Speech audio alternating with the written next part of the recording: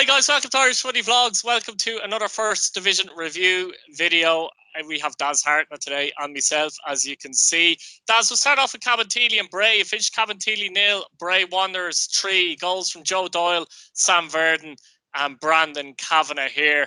I believe this is 7 games without a goal, Daz, for Cabinteely, which is just insane. They're really struggling, but a cracking result here for Bray Wanderers.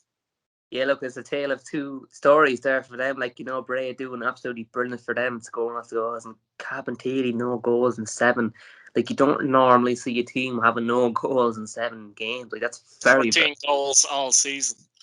That's very poor, and it's something that I wouldn't have called, because I think in recent seasons, Cabinteely have been doing pretty okay for being a newish team with not really a lot of core players or well-known players throughout the league. But that's a shocking statistic, and it's very, very poor on their behalf, and it's just really, really bad for them. Like, and they're really going to keep falling down the table. It's going to be even hard to bring in players now, as it is now, not alone next season. If they continue to go this, they're in a rut they need to get out of it. And unfortunately, when you're in a rut, it's extremely hard to get out of that rut, and they're going to keep falling down if they don't get out of this. And they need to just get a draw and get a goal and score it and try and climb up the table. But you have to give full credit to Bray as well, scoring 3 goals, keeping a clean sheet, and the likes of Verdon and Kavanagh, some well-known players coming through and scoring goals and really setting Bray up to come more on the table. So I had to give fair play to Bray for getting that, and it's bad for Cabinteely. They need to get out of this rut.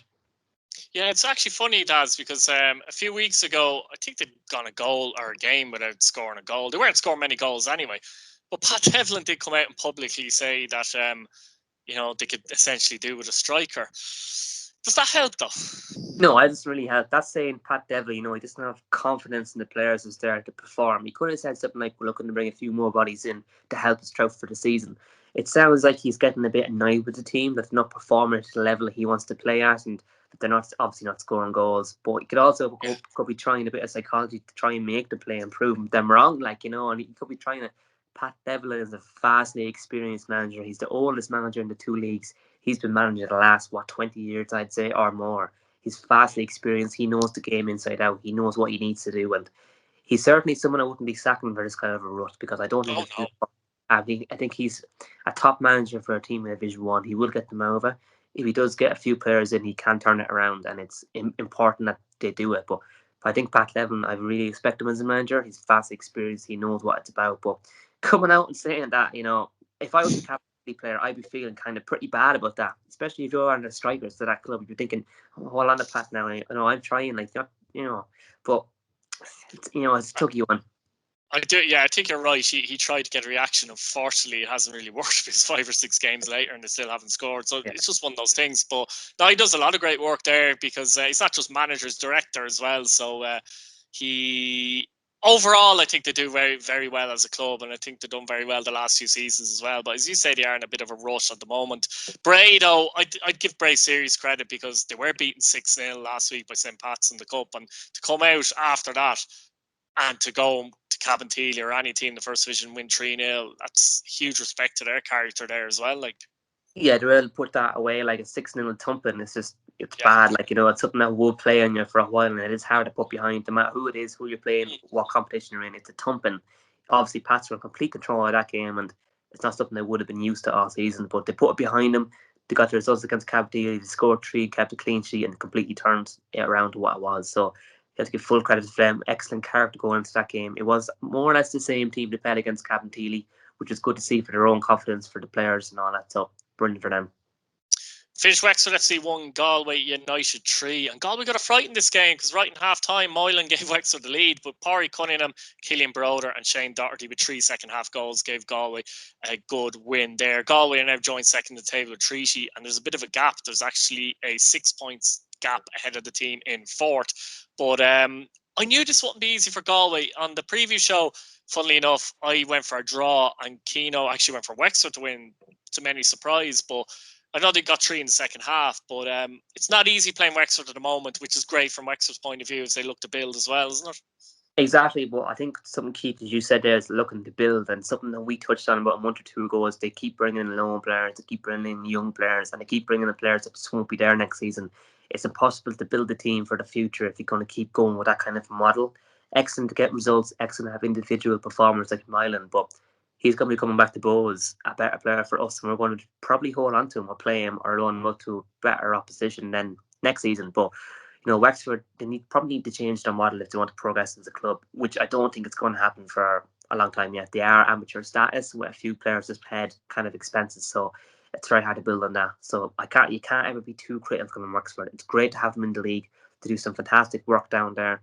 They've got they've got a few good players like that we've mentioned, like Robinson and Moylan and all these boys. But look, it's very hard to build on that. And Galway joined second, like you said there now, and scoring 3 goals, and they just really finished Wexford off in the second half. I think Wexford kind of just ran out of steam, ran out of fitness, ran out of all stamina, all them kind of levels that Galway have. Galway are a full-time outfit with some full-time players, and it just shows the quality. I actually think Galway probably should have scored maybe 4 or 5 in this game, but that's just my opinion. But look, smashing result for Galway, scoring 3 goals, excellent to see. And look, it's great for Bows man, like to see Moylan coming on again and scoring again. Brilliant for him.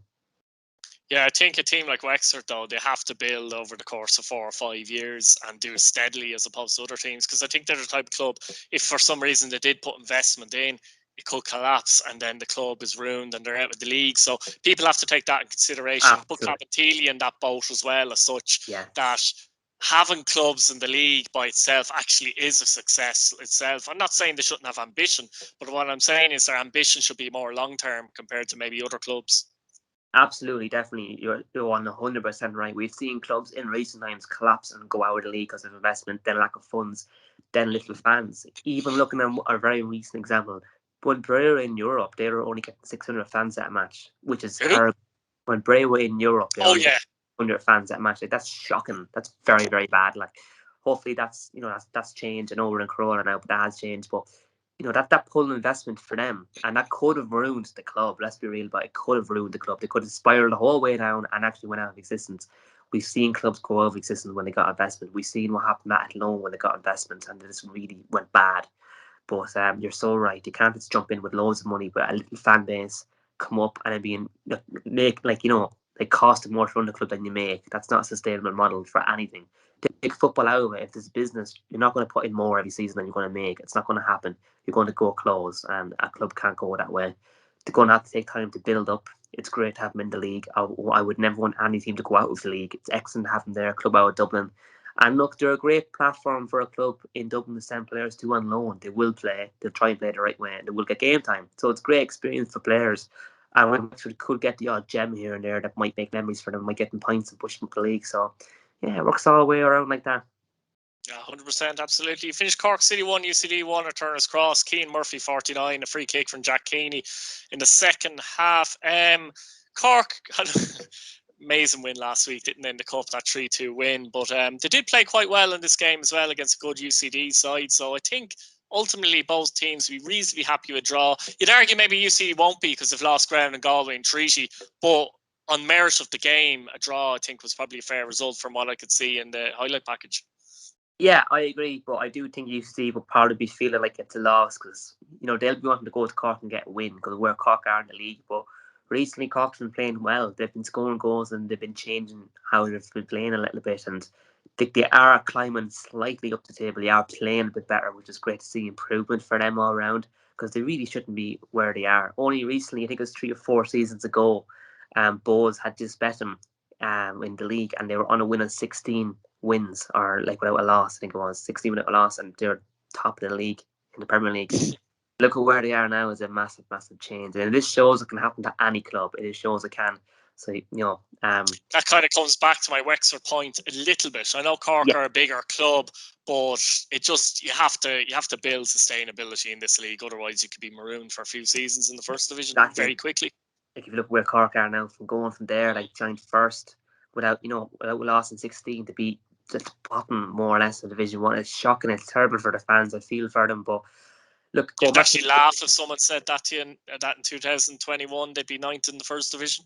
Yeah, you would. 100%. You would not be saying that. It's such a short period of time to move on and be where they are. It's shocking. It's terrible for them as a club to be where they are. And I do feel for them. We need Cork in the Premier Division. They are a massive club. We need their fans there. They're outside Dublin. I love clubs that are outside Dublin, but it's terrible where they are. This shows a sustainability model. Going back to the game anyway, I do think UCD will be a bit won't be happy about that result. Going down to Cork is never easy, but this season they're not the best. I would have thought UCD should have bet them comfortably. They didn't, and they won't be happy to after losing the ground now from where they were going. But Cork would be very happy with the point going up against a very good UCD team. They would be happy with that, and we'll try and build on from this form now going into next week's games. Absolutely. Now, finish Athlone 10-1, Treaty United 4. And this was a real comeback down there for Athlone after I know they went out in penalties, but that was an amazing game against Waterford, the 4-4 draw. Well beaten here, and even their goal was scored in the last minute. They were 4-0 down. McCarthy, Lynch, McSweeney, Ludden with the goals for Treaty. Massive result for Treaty to go to Athlone and win 4-1. They just keep on. I don't know if the word is surprising, but I put it up on Instagram actually during the week. I think their team of the season over the Premier Division, First Division. At this minute in time, Treaty are the club of the season. Considering they're a new club, as in the League of Ireland, they put a team together. Yes, it might have been put together early by Tommy Barrett, but you're still getting a completely new team together of 11, 15, 16 players. To perform the way they are, I think is unbelievable. To go and beat Athlone 4-1, who would have been on a bit of a high. Jack Lynch's goal, I don't know if you've seen it, was a banger from outside the box. Unbelievable strike from Jack Lynch, so he can take a bow. But you run out of superlatives for the club, really, don't you? In fairness, Daz. You have to give them full credit. Like setting the team up in the middle of a pandemic is never easy, especially in our league where there's a little fan base as it is. And they do have quite a few local players. That's the funny thing too. It's not as if they brought in stars from here, there, and everywhere either. And I think I highlighted this before. Their back four is very, very solid. They know when to push up together as a unit. They know when to shift across as a unit. When someone presses, the next man covers, and then there's balance behind. When they overlap, there's always three back. They know when to be high, when to be back, down, low again. They don't want to defend deep. And they also press from the front at times too games and they try and play out. And that kind of forces the whole team shape to push up and really go at them. They're an excellent team to watch. And I would like to see them in the Premier Division the next year or so. If they can get up this season, it'd be fantastic. Tommy Barr, for me, has to be one of contenders manager of the season. I don't think anyone would have expected Treaty to be where they are. Like you said too, they have loads of local players, which I think was highlighted at the start of the season, that they weren't bringing in stars, shall we say, or well-known players. They brought in a lot of local talent. They brought in players from around Limerick, and they mixed up what they have, and they have to complement each other brilliant. They're an excellent team. They always play as a team. There's not too many individual players that they rely on, which is excellent to see. And I think that even shows there against Athlone, 4 different scorers. It's excellent. They're not relying on 1 or 2 players to bang them in every week. But you have to give full credit to Tree, and going to Athlone, it's disappointing for Athlone. I think Athlone should be doing better this season with the players they've brought in, with who they had in previous seasons where they've been finishing. I am disappointed for Athlone. I think they should have been doing a lot better. Conceding 4 goals is never easy. It's very hard, especially being on a confidence streak. They probably would have been on after scoring 4, but they also conceded 4. There was something I highlighted there the week too. They did score 4, but they conceded 4, which is never good either. But you have to give full credit to Treaty here, doing very well. Came down and scored 4 goals, different scores, and they'll be marching on into the next set of games full of confidence again. Yeah, I think Athlone's issue this minute in time as well. They've brought in more players. So Machigo's come in from Waterford and Subawale. Obviously, Macaulay's come in and Conor Barry, and they brought in someone else. Just escaped my mind as well. The problem now is that they're kind of looking a bit individualistic. That, can they kind of get them together like Treaty have fairly quickly? Because they will have to, if they're going to get into the playoffs, they're going to have to be a unit, and I just don't quite see the unit there at the moment. It could be a fact that next season might be the season where they really, really try and push on, but at the moment they just don't feel like they're a unit. There's so many new players in there. Yeah, I think next season depends on if they keep investment or not. This season they got very surprise investment. I think everyone was surprised to see Athlone got investment and brought on players so quickly. Who they brought in. I'm sure the wage budget is probably triple, if not more, what it was in previous seasons. It has to be. Some of them players are on big money. Athlone do train in Dublin, so they can bring players in, and they can look outside Athlone, look outside the Midlands area to bring players in, which is important for a Division 1 team to be able to highlight to say what they can do. I would like to see Athlone hold their investment and try and push for next season. It's unlikely. I think they're trying to put all their eggs in one basket and seeing how high they could finish this season. I think it was a gamble. But I think that's the concern, isn't it? Yeah, I think the investors need to understand that you had the likes of Treaty, which no one thought of was going to happen. You had the likes of Galway that absolutely fantastic, and Shelbourne as another full-time outfit. They were always going to be up there. Maybe not three, we don't really call them, but them two were going to be up there anyway. And then it was a matter of where Athlone are going to finish. But you've other teams like Bray with an excellent squad. You've UCD with an excellent squad. It probably would have finished ahead of them anyway. So now you're back down to mid-table already with them teams in it. And I think the investors need to understand that it takes time to get out of Division 1. You can't just put a team together expecting to go out, get banging goals and come up straight up. But I hope they hold investment and I hope Athlone do come up. We need them in the league. They're one of the founding members of the league. They have an excellent ground with excellent people there, and it'd be great to see them back up. Yeah, Treaty have definitely put a spanner in the works, to be fair. It's finished Shelbourne 2, Cove Ramblers 2, and superb comeback from Cove Ramblers here. There were two down. Michael O'Connor scored a brilliant goal after 10 minutes. Dale Rooney 45.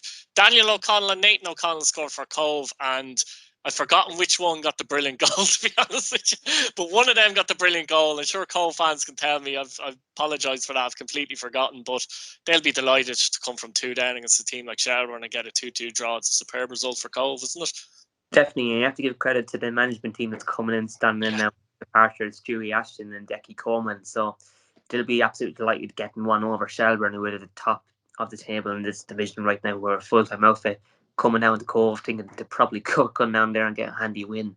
But they didn't get a handy win, and Cove did absolutely excellent to come back. And Although Shelbourne, it was Talca Park, Daz, I will say that. So even better for Cove, it was in Talca Park. Yeah, I was talking even better. Like to be up there and in Shelbourne's ground and come back and get the win or the draw, absolutely fantastic for Cove, and they should be buzzing after that. And even Premier Division teams would struggle against Shelbourne at the minute, especially to go up against them, and they're leading in the game. But we have to give full credit to Cove in this. A young side, Munster League players, high turnover players every season. It's great for them. For Shels, so they're still in a great position. They're 9 points clear of Treaty and Galway, to be fair, but they'll be disappointed the last few weeks. They will be disappointed going out 2-0 in the Cup to UCD, and obviously they'll feel like they did throw away a lead in this game. Obviously, any team that's 2-0 up is going to feel majorly disappointed if they draw or lose the game, but 9 points clear. At what point do you think Shelbourne should be possibly worried, let's say? Does it have to get back to 5 points, 2 points? I think 5 points for me will be the worry. That's when you kind of Right. start to think, right, it's not ours anymore. We have to keep winning every game. We have to keep winning. Yeah. Like a league and a game is never over till it's mathematically impossible, and a match is never up to the final whistle goes by the referee. It's never over. It's been shown time and time again in this league. You go back to a few results, teams up 2-1 up or 1-0 up, and they lose and concede a few last minute goals, or even against, you could be 2-0 up and cruising, and a team will get 2 late goals in a game in the second half and come back and get a draw. Certainly, it feels like a loss then for the team in the lead. It feels like a win for the team that came back. So it's very interesting to see. But I think 5 points for me is the marker, because you can only afford 2 losses. The team below you jumps up by 1 point, and it's to lose them, and you've lost it. So 5 points for me is when to start getting worried. But 9 points is still an excellent, it's an excellent lead to have. It's 3 wins to have a safety net. They can't afford a loss here or there, which should never be him if our loss a team like that. But they can't afford to drop points, but you shouldn't be thinking like that. But they can't afford to drop a few points. But 5 points for me is when you should start to get worried for Shelbourne fans. Yeah, like there's only 10 games left in the season, and Shelbourne are 9 clear and they are unbeaten, which is incredible. But the next, I think, 3 or 4 weeks are going to tell a lot how to do the next 3 or 4 weeks. The funny thing is, say if they were to drop points next week, Treaty and Galway are 9 behind. So there's a chance maybe Treaty or Galway win. So that's I wouldn't say difficulty yet, but that's just a bit of a warning to Shelbourne, I would suggest. Yeah, they'll be looking at some fixtures and hoping, like especially in that fixture, they get a draw, because that's good for them. Yeah. But that still pushes them up a point. Though then, if Shelbourne lose or draw again, one team's going to get some points out of this, and it's going to bridge the gap a bit smaller. So there's a lot of games left to go, and the table could change at any time. But like you said, Shelbourne haven't lost all season, which is an absolute credit to them. It shows the quality that they have against everybody else in the league. But look, it's easy to do it when you have the players they have and the money they have behind them. Well, it's not easy to do it, but it's a lot more achievable to do it. Like it's going through the whole season so far without a loss isn't any accident. It wasn't something that you have to be able to stand over that with a credit. Look at them from the outside in. That's a massive credit. It shows the quality that they have and the goals they're scoring. But certainly of late they've been conceding a lot of goals, which is a bit worrying for everyone at Shelbourne. They shouldn't be conceding the goals they are conceding.